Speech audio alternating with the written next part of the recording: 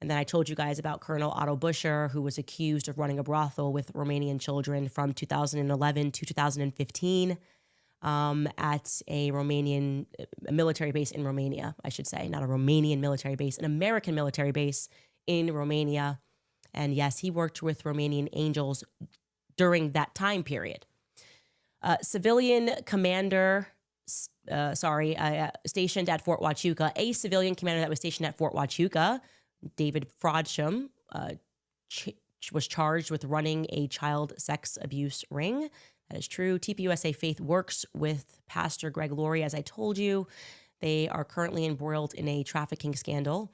George Zinn was arrested, and then it was determined that he had pornographic images. That's our decoy boy, of children on his phone. And as I told you, he told people at the hospital that he was treated at that he would be paid if he did this. Now, he didn't know where the money was coming from, but all he had to do was jump up and down and say, it was me, it was me. Andrew Piscadlo, you might remember that name because early on, pictures were circulating of him and people thought that he could have been the shooter because he was wearing the suits and people thought he maybe had a weapon in his bag. It ended up being that he was photographing, he was taking pictures. He was a photographer, not hired by Turning Point USA.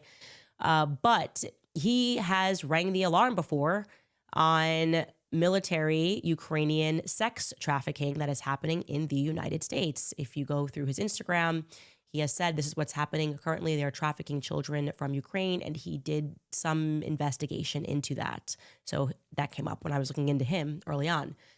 Obviously, I've covered extensively Calvary Chapel Church, riddled with pastor abuse stories. I mean, it's a thing, okay? And then obviously we know Rob McCoy was trying to rehabilitate somebody who actually went to prison.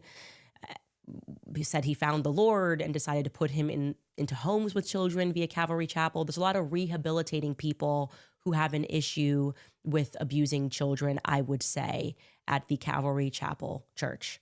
It's problematic. And I'm putting Glenn Beck and Tim Ballard's Operation Underground here. Actually, I learned about Operation Underground. That was introduced to me by Marissa Straight over at PragerU. She asked me to interview Tim Ballard before he had to step down from the charity, which was a child trafficking charity dedicated to rescuing children from being trafficked in war-torn areas. Glenn Beck was the initial investment, as the story was told to me when I was at PragerU, when I interviewed him. Obviously, we know Glenn Beck has interviewed Erica Kirk. We know that Glenn Beck, also his children were there at UVU when Charlie Kirk was assassinated. He was one of the first people to speak out about that on the news on September 10th. And Tim Ballard's name strangely came up when we were looking into Phil Lyman.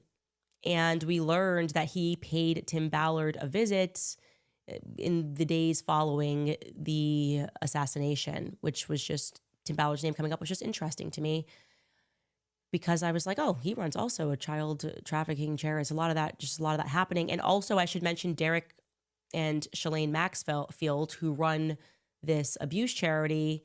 In their profile pictures, they were wearing an Operation Underground shirt. So people are